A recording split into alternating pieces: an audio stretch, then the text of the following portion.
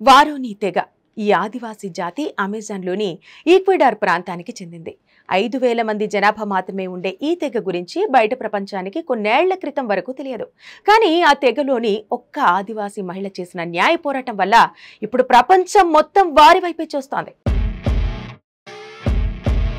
ఆమె నీమోంటే నెనెక్విమో.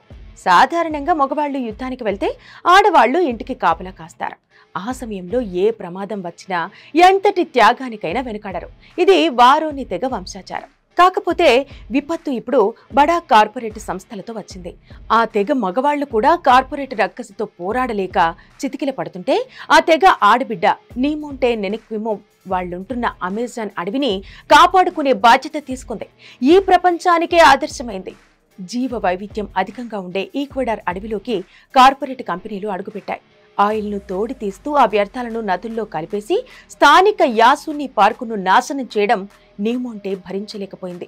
దాన్ని వ్యతిరేకిస్తూ స్థానిక ఆదివాసీ జాతులను కలుపుకొని అమెజాన్ ఫ్రంట్ లైన్స్ అండ్ సిబో అలియన్స్ పేరుతో పర్యావరణ పరిరక్షణ సంస్థని స్థాపించింది. ఈ భూమిని ఎన్నో ఏళ్లుగా ఆదిమ జాతులే కాపాడుకుంటున్నాయి. అలాంటిది మా అనుమతి లేకుండా ఏ కంపెనీ అయినా ఎలా ఆక్రమిస్తుంది? Our rain forest is not for sale అంటూ పెద్ద ఎత్తున డిజిటల్ క్యాంపెయిన్ మొదలుపెట్టింది. ప్రపంచవ్యాప్తంగా 3,78,000 సంతకాలను సేకరించి ప్రజల మద్దతు కూడా తీసుకుంది. నీమోంటే ప్రశ్నిస్తూ, చాలా మంది ఆకులు అలుములు ఉండే ఆ అడవి కోసం ఎందుకంత ఆరాటం అంటారు? మీ ఇల్లు అంటుకుంటుంటే చూస్తూ ఊరుకుంటారా? వెళ్లి నీళ్లు పోస్తారు కదా, నాది అటువంటి ప్రయత్నమే అని నినదించి ఆ ఆయిల్ కంపెనీపై కోర్టుల్లో కేసు వేసి 5 లక్షల ఎకరాల అటవీ ప్రాంతాన్ని తిరిగి సంపాదించుకుంది.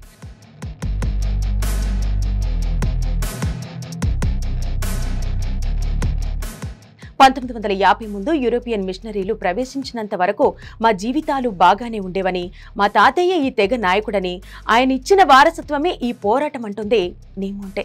మాకు ఈ అడవిలో ఎక్కడ ఏ మొక్క ఉందో తెలుసు. ఎలాంటి జబ్బునైనా నయం చేసే ఔషధ చెట్లు ఉంటాయి.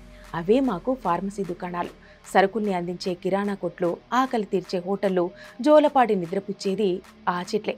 అవే మాకు జిమ్లు, పార్కులు, బ్యూటీ పార్లర్లు. ఏ సమయానికి ఏ చెట్టు పూతకొస్తుందో, అది మా అందాన్ని ఎలా పెంచుతుందో మాకంటే ఎవరికి బాగా తెలుసు?